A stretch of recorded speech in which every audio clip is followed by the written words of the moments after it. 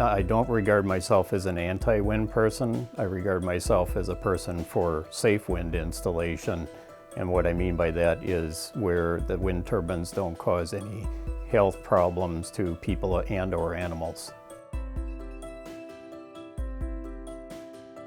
In my professional opinion, most of the nuisance problems and health problems is primarily coming from the pressure pulsations in the infrasound range, which is very low hertz level noise. Probably hear it in kids' car stereos that they have nowadays with a very loud booming noise. That's in the infrasound range. And infrasound can be audible if the noise level is very high, but what we're recording from the wind turbines is showing it to be, for the most part, in the inaudible range.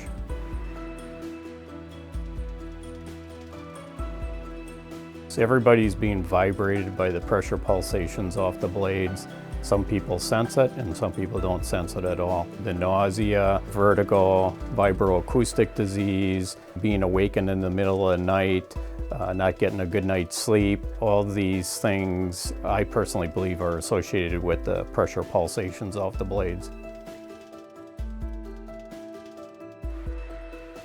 I think the most significant thing with respect to animals for me is this family in Colorado that are continuing to lose many, many animals every year. They've lost over 60 animals in just a 3-year period. Her ducks have lost vision. We believe that's due to the vibration of the eyeball and eventually resulting in eye pressure that causes their loss of sight.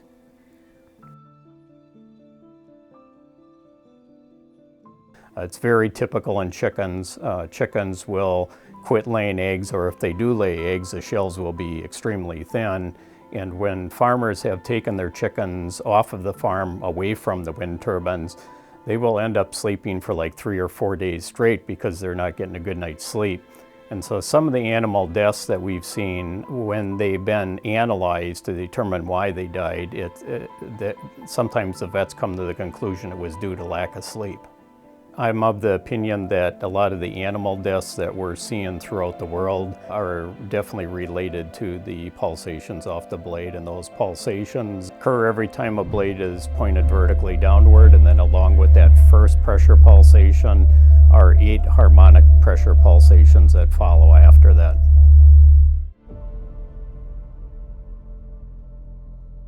Well, the most powerful thing for me was when I was researching, trying to figure out what the problem was. And the city and the county couldn't figure out what was causing this problem to this elderly couple. So my alderman contacted me and I said, well, okay, I'll look into it, see if I can figure it out.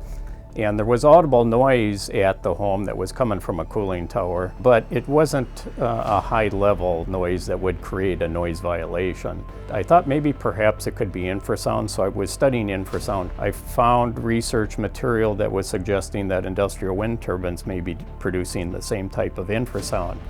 And then I was contacted by a family in Denmark, Wisconsin, and I agreed to help them as well. So as I was researching these two families, trying to figure out if this might be infrasound, I got a doctor to donate his time so that we could compare the two families in the doctor's office, and the symptoms were very much the same.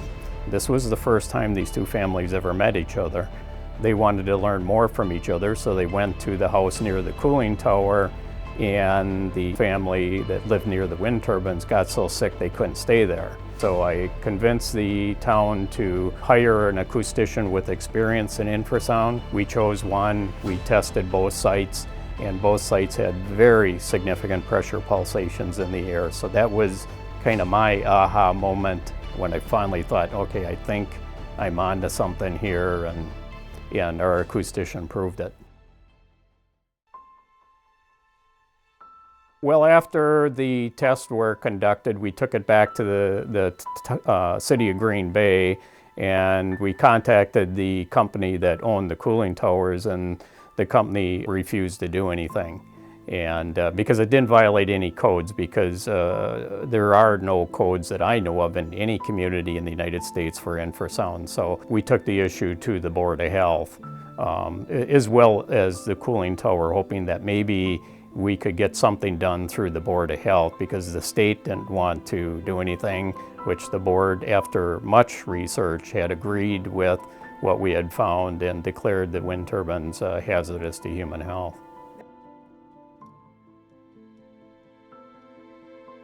This is not an exclusive problem, just the wind turbines. We found other cases in the state, one in Oshkosh with vibration off of a natural gas generator system, a wood boiler system in Stevens Point. It's common with any very large type of air moving type system. They can create these pressure pulsations to the point where it can become very irritating. The cooling tower industry admits that infrasound can be a problem if you're installing in a residential neighborhood. And so they highly recommend that if you're gonna build a cooling tower system in the middle of a residential neighborhood, you need to use cooling towers that produce very low levels of infrasound.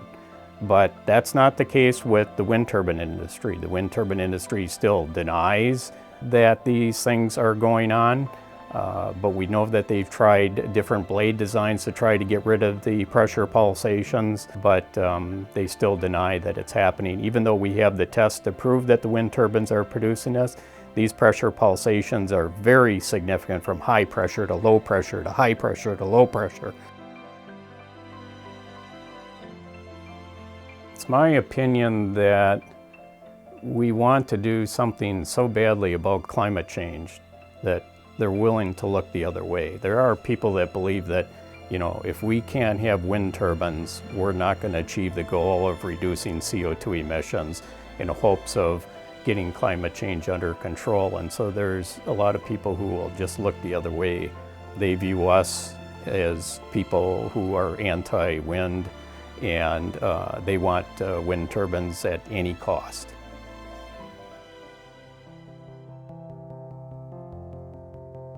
We've had no success with our state. They are saying that there's a lack of evidence. And so without the state support, it's up to each community to take on the situation themselves. One of the ways is families could sue, but the problem with that, it's now become so expensive that they can't afford it anymore. We're talking about somewhere around $150,000 to $200,000 up front, plus 20% of the take. So then the only other solution is to appeal to their Board of Health. But the Board of Health in many of these cases may declare a nuisance or hazardous to human health, as we did here in Brown County. Then the next step is to get the director of the health department to agree and say shut them down. Those directors are, in my opinion, getting a lot of pressure from the top people in the county, not wanting to go into a lawsuit. So if the Board of Health tells the developer or the utility to shut them down, now you're in the middle of a very expensive court case. Some of the things that have happened is where utilities just kind of give in and say, okay, we'll buy your home, and then they eventually bulldoze the home and the family moves elsewhere. But there's been very few of those types of settlements. But if there is a settlement, then there's a gag order attached to that settlement where the people are not allowed to talk about what the settlement was, or even that there was a settlement. But usually the press eventually finds out. They see that the house has been evacuated, and then eventually they get bulldozed because they don't want people living in those houses. But in our state, one of the things I've seen is the utilities have totally gotten out of installing wind turbines. They don't want the personal liability. And so they let a developer install them, and the utility then gets to claim their electricity as their own. And in Wisconsin, as in many other states, they require the utilities to produce a certain percentage of their electricity from renewables. The utilities, who, in my opinion, really don't want to be installing renewable electricity because of its high cost, will at least meet the state requirements that they are required to meet every single year.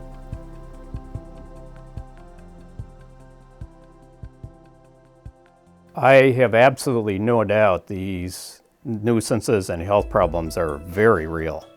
I'm very concerned about the potential health outcomes of people due to some of the medical research that has already occurred at different universities, due to collagen buildup in the body, causing the heart tissue to toughen up, and the heart then has to pump more frequently to supply the oxygen to the body, causing fatty liver and things like that. And then the stress that the people are under and the inability to get a good night's sleep. As I pointed out, animals dying due to the lack of sleep. I'm very concerned about the huge liability that's coming down the road. That once we get the medical evidence, there are going to be very large lawsuits. I'm talking about could very easily be in the range of $1 million per person that has been exposed. And I'm very concerned about that situation, but even more concerned about the people's inability to get the wind turbine shut down so they can have a healthy life.